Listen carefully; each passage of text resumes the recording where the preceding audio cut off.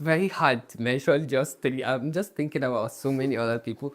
But yeah, I would go with Antina Siba as the third person. She's the curator of the last Cap Fest 2.0, the Kano Yeah, an International international Poetry poetry. Festival. And Yeah. Antina Siba has been doing so much for the poetry space.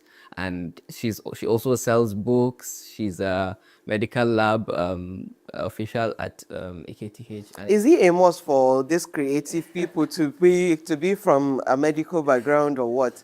And I think one thing I would love to say is I was expecting you to mention one person, which everyone around you know who that person is. But since you did not mention, I will not be the one to say it.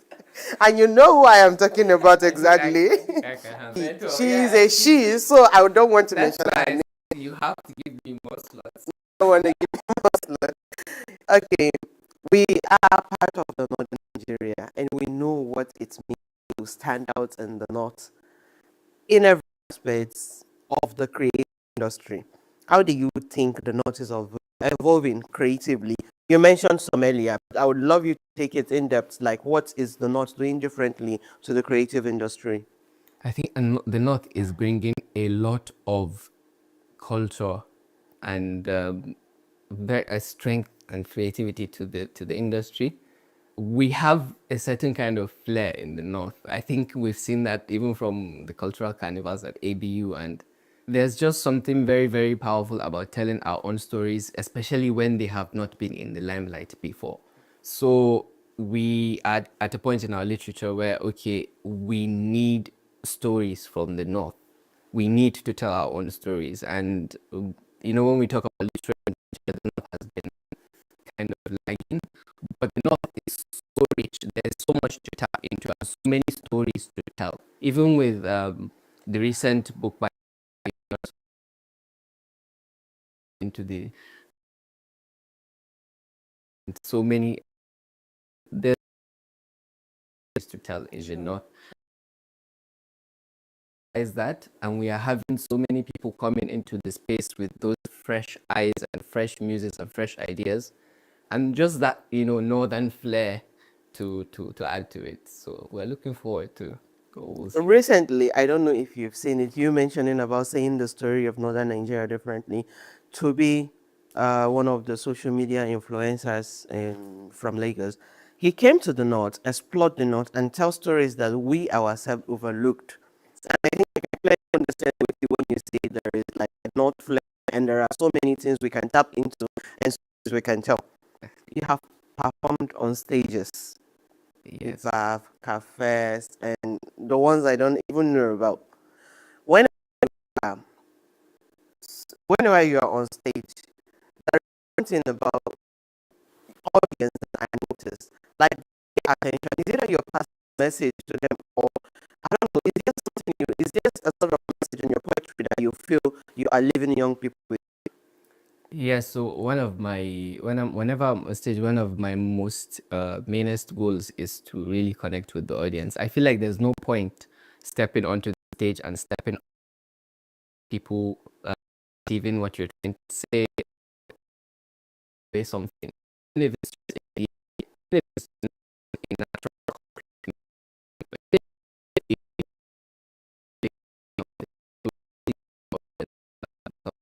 especially with poetry, where people usually say, okay, big words, complexity, poetry should be complex at way. Yeah, we've got you.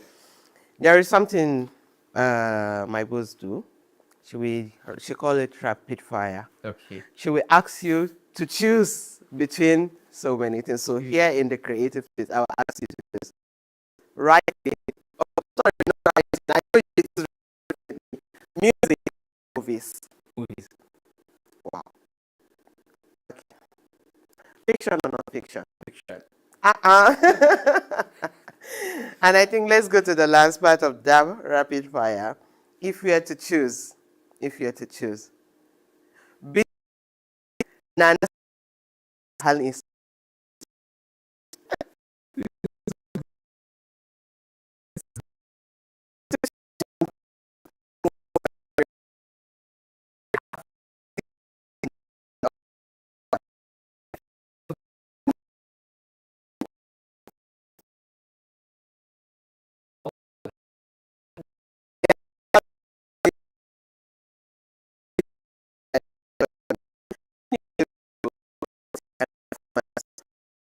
grounded, consistent in your creative process?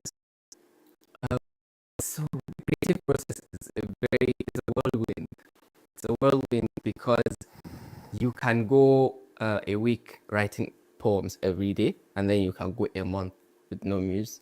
But I think one of the most important things to remember is your identity is always there, and the world is ready to hear you whenever you need to speak.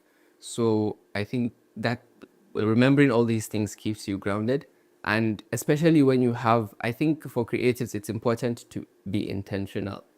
Being intentional, treating literature like any other project. I think that's what I learned.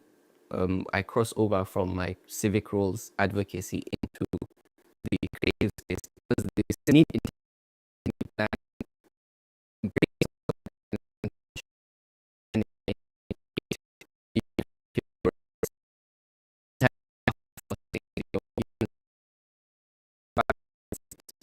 don't feel like you want to write it anymore. But sometimes you have to push. And with books as well, prose is very, very hard to keep up with. If you can bring some of that intentionality and planning, I think it will help you be grounded. What's next for Alila one? Global papers. I don't understand global, but like, is there any project we should be expecting, a book or an initiative? So I said global because that's the next step in the civic aspect. I recently got to that hub and we are looking forward to so many projects. But if you're talking about literature, then you see poetry, more prose,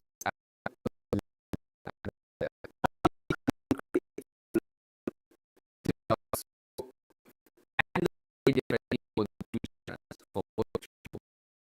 For poetry, have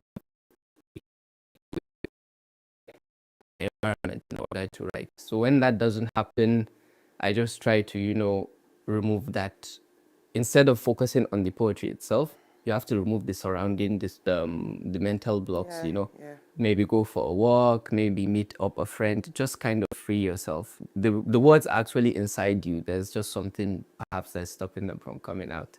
For prose, I don't really pay much attention to the mental sides of things because I treat it like any other project. I just have to hit this word count, 200.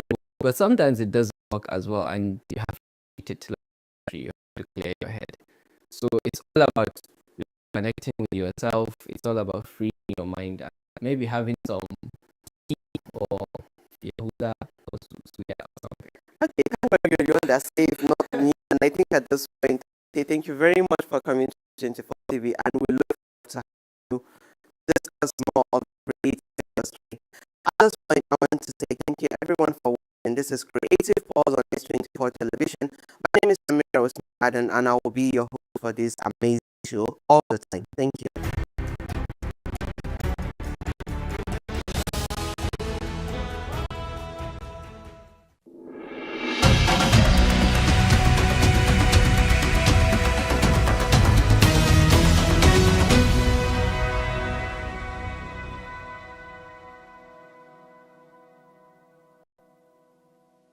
Good being here today, being able to meet everybody. Everybody's come out, made us very, very welcome wherever we've stopped. And I think it's really important that we challenge the narrative that's playing out on social media about the insecurity that's here. So tell us what the situation is here at the moment. You have come all in the same, I think,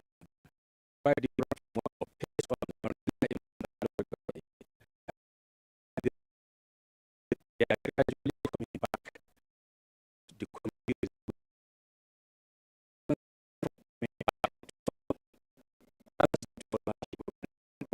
everybody in the society. I believe you can see it yourself. Agreement has been reached whereby hostilities have already been ceased. People will gradually go back to their communities and look for the normal livelihoods, going back to the farm, going to the mini trades, some other skills that are locally based, so that the local economy, local peace, local development can continue from where it stopped previously.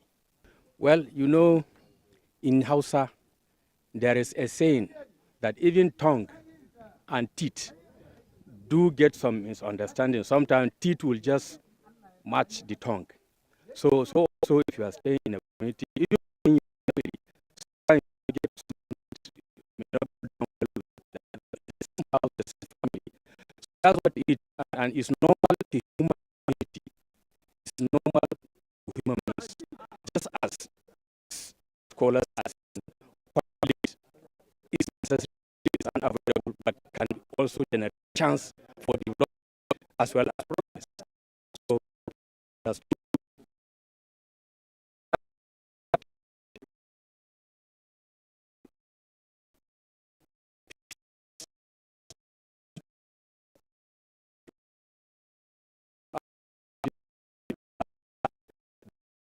previously. Now you can see them very happy, see the children, see the married women here, and the husbands are here. So we too, we are all happy, and we praise the Almighty that has allowed us to reach this moment, and we are hoping for more in the near future. Call them Community Watch Course, that is CWC, introduced by this administration of Mr. Rada, just or less than anyone was on in as a governor. Was that that's our idea for quite a long time. And when he these people have seen that there are a lot they have seen a lot of progress, but we are able to combine this budgetary within the shortest possible time. I think the importance because even out in so we have seen a significant change when they started, and I think that is the architecture of what happened today, because they were phrased to the extent that they have to come and look for negotiation, and that is what we have done, and that is what we are enjoying for quite a long time now. We've spent the last few hours in Batsari local government here in Kutsanda State in northern Nigeria. We were invited to come and see what the security situation was like after interviewing the governor. I met the Honorary Commissioner for the Ministry of Internal Security and Home Affairs, and we came to Batsari to meet with members of the Community Watch Corps, a local initiative where local people are recruited in order to fight banditry locally. And the reason it seems to be quite successful is they're recruited from the local population, they know the area, they know how to get around. And one of the things that became really obvious today, standing in the crowd, a very warm welcome from people. Lots of people have experienced banditry, in the fact that they are amongst the local population.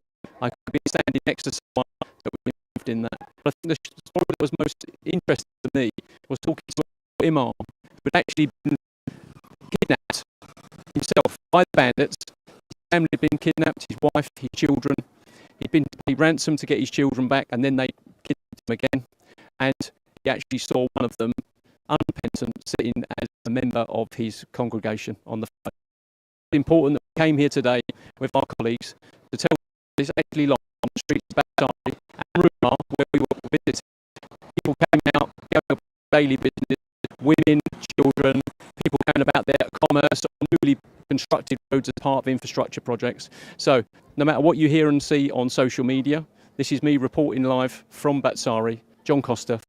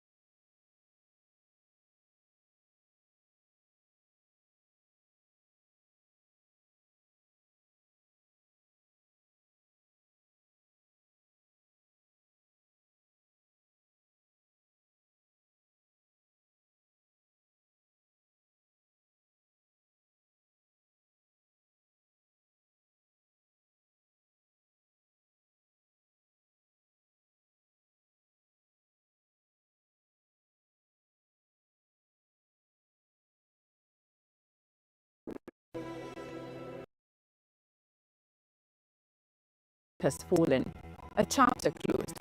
But the story of the legend echoes far beyond the final breath. Let's take a look at key life lessons to learn from the life of the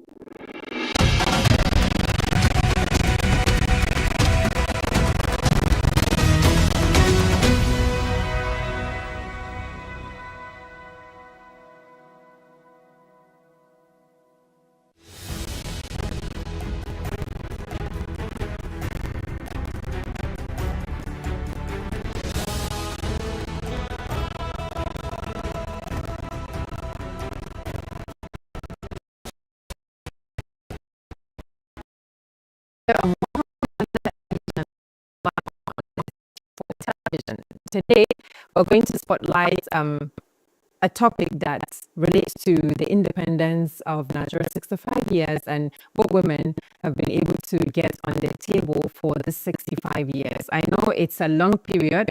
Together with me to dissect what women are actually getting in this current dispensation and to look back to 65 years ago is Honorable Zainab Galadima. She's a lot of things at once. I'll just give the mic to the introduction. Can you please take us through what you do? Okay, I'm a mother, an entrepreneur, a poet, a social change advocate, and not a full politician anymore. I like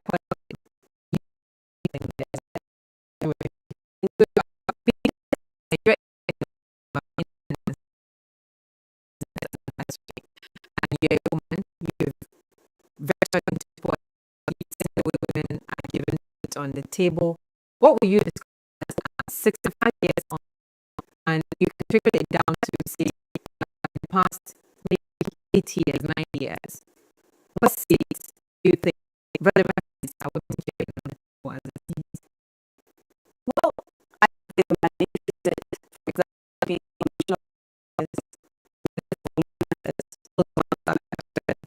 and just a few others, but not as much as, not up to 50%, which is, I feel like, very low. And also when it comes to elected offices, not many women actually those opportunities. Well, I think it's a contest. It's really hard for women to scale through the aspire. So, because of context, maybe not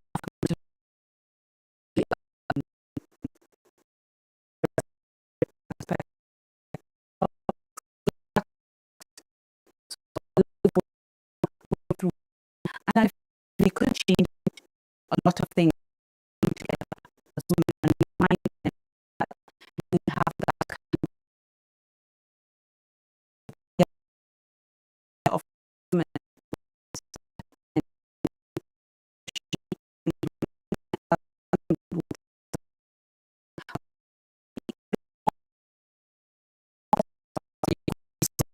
Say, the country, the economic situation, the poverty rate, the multi-dimensional poverty rate, all of that. I think people are really concerned. 65 years on, what do you think in the past years in terms of getting people economically empowered? A lot of people are seeking out alternatives to become economically independent, are not really relying on people, are creating opportunities for themselves, which is very big now, especially in the north. A lot of women are doing businesses they didn't hold them. So they're coming up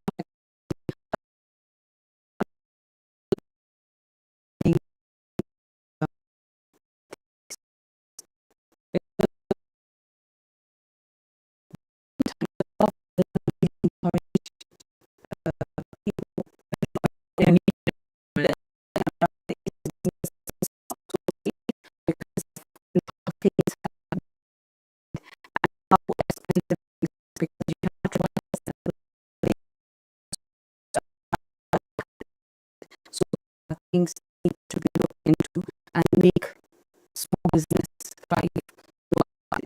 there should be some support for government. And also, a lot of people know too, if you're getting into a business or if you're getting into anything, you need to have knowledge of what you're getting yourself into. You need to know it, so that when you start, you won't make mistakes. 5 years on, did you say Nigeria is truly independent? We're not. We just think we are. We haven't. We think the idea of being independent. I think that is what is the yes,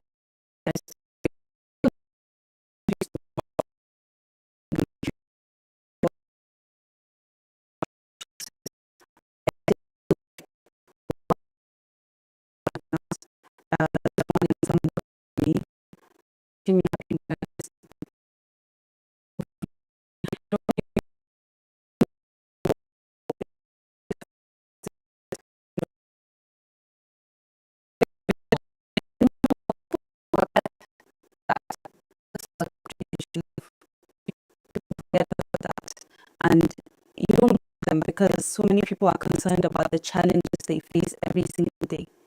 So it's really, most Nigerians are a bit disappointed and surprised on a lot of things. So really, we are asked to so would you say about this one? I'm sure that you've been to multiple places today. What mood do you Nigerians? When the Independence Day, you see celebratory food everywhere. What mood did you see? And do you think that Nigerians still got a kind of believe that this country will work? Well, the mood I saw, it's just a regular mood. There wasn't. I just saw one person just selling flags, and he was just waving them around. That was all I saw. It's not normal. Yeah, it's not, because usually we have Independence Day party. People in their homes, they celebrate. Do you understand? They call friends. They come together. There will be fireworks and all those things. So we've lost that. The motivation is not really there. And on your question about how whether there is belief in people's faces, not really, because there's so much trust going on. And I just hate to be a party pooper or somebody that negative all the time, but you can't help it. Sometimes what is happening. So I just wish things would change for better. I just wish a lot of our leaders consider the path of transparency and accountability and service as well. Do you think it's something achievable? Because when you say transparency and accountability, we're far from it as a country. Because as citizens, we are not doing our own due diligence to make sure that we hold people in places of authority accountable. Because, of course, you elected someone, you should be able to follow through what it is. Do you think it is doable to get leaders accountable and transparent in their dealings? Absolutely, it is possible.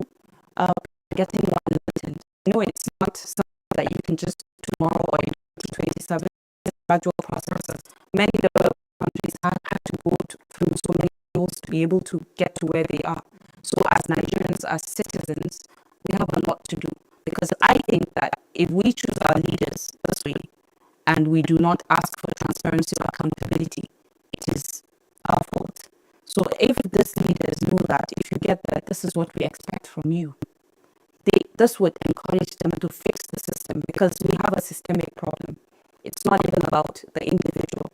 Like I always say, no matter how bad somebody is, as long as the system works, it will take care of that person's excesses. But if there isn't, then we keep getting the same crop of leaders in a very bad way, and they keep getting worse. And every single day you see a leader, if he leaves, they'll be like, oh, we wish someone comes back. So it's a system. Sometimes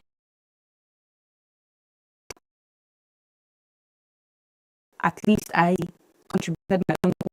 Sometimes if you really want to serve the people, so many factors that you actually do your best. Then at the end of the day,